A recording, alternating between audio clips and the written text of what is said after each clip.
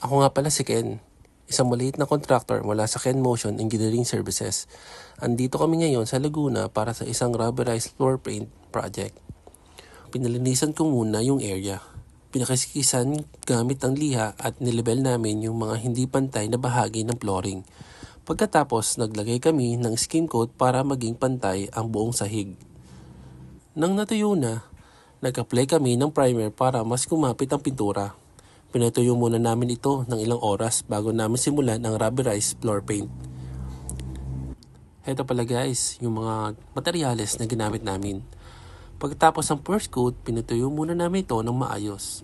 Kinabukasan, nagpatong ulit kami ng second coat hanggang third coat para pulido at maganda ang kalalabasan ng sahig. Ito nga pala guys yung ginawa namin at ang kinalabasan ng project.